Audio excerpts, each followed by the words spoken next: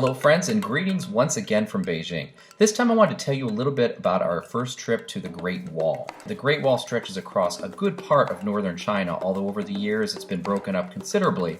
From Beijing, it's fairly easy to get to a number of places where you can go and see the Great Wall. And each of these spots has their advantages and their disadvantages. Again, keep in mind that most of the Great Wall that you can visit has been reconstructed.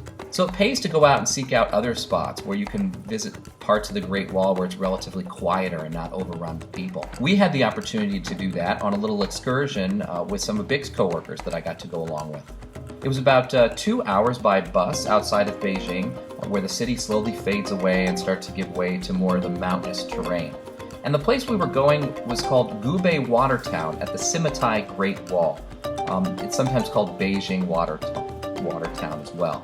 And what this really is a constructed recreation, kind of like a resort, with a large hotel attached. That's a recreation of what a water town in the southern part of China would be like, where the town is built on and around the natural lakes and rivers, in this case at the foot of the mountains, with the actual ancient Great Wall looking down from the top. By the way, it was not raining that day. These umbrellas are more parasols to keep the sun at bay. It was extremely hot, extremely humid. Finally, after you walk through these areas, you come to the entrance to the main area where you get your tickets. There's a Starbucks, there's a Starbucks everywhere. And this area really felt more like an airport or train terminal, with places to rest, the hotel attached, the Starbucks there, and of course the places where you buy your ticket, scan your ticket through, and go into the water town itself.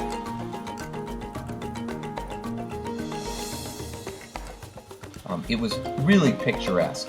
But mostly filled with shops, places where you could sit and eat, get some food, relax, take a boat ride, take lots of pictures, and just generally enjoy the scenic surroundings. This is a place where you might come for a weekend or a couple days just to sit and chill like you would at any resort, or maybe climb the Great Wall, go back down, have some dinner like we did, and then enjoy the town at night when it lights up and gets even more picturesque. On that day, there were obviously a lot of Chinese tourists there as well, but it still felt pretty nice and quiet. It wasn't choked up with people. I even caught this woman shamelessly snapping photos of me as though I were part of the main attraction.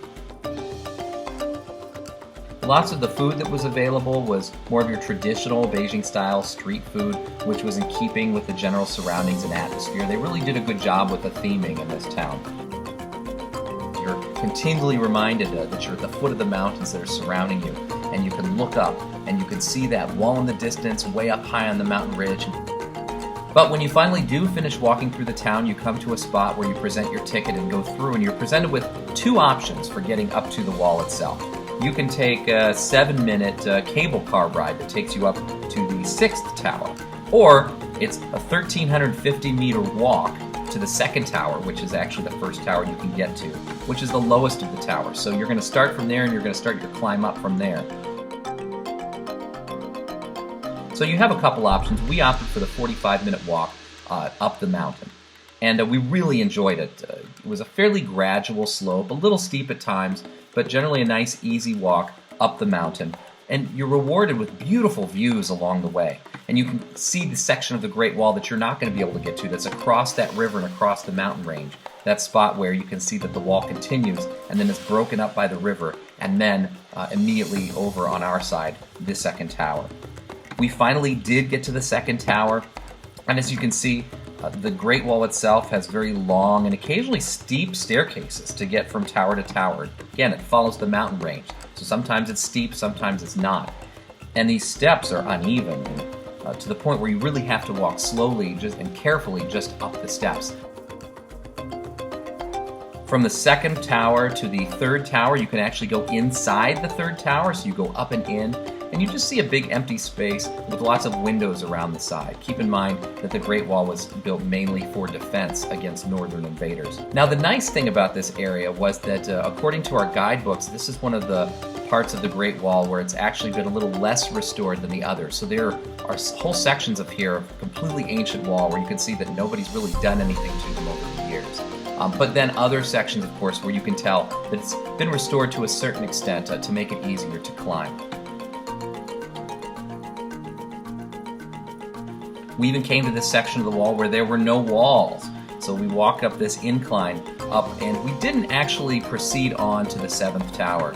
At this point, we were a little tired, and although we wanted to climb up to the 8th tower, we didn't really feel like we had it in us. So between the 5th and 6th towers, there was a trail where you could walk off and get to a cable car. And we opted to take the cable car down to give us a nice, easy ride down. This is so much better than walking down. Once we got to the bottom, it was starting to become nightfall, so all those lights that we had heard about, how beautiful this town looks at night, start to come out.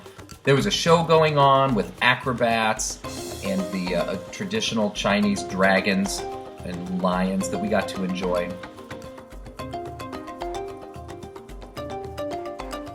And the lights were really pretty at night. It was a great way to wrap up a really fun day at the wall.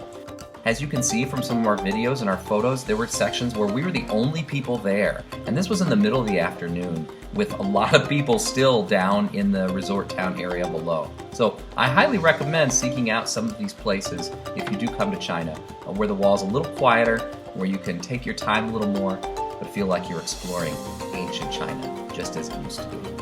If you enjoyed this video, please press that subscribe button down on YouTube so you can be notified when more videos come out. We're going to be posting a lot more of our experiences here in Beijing and in China.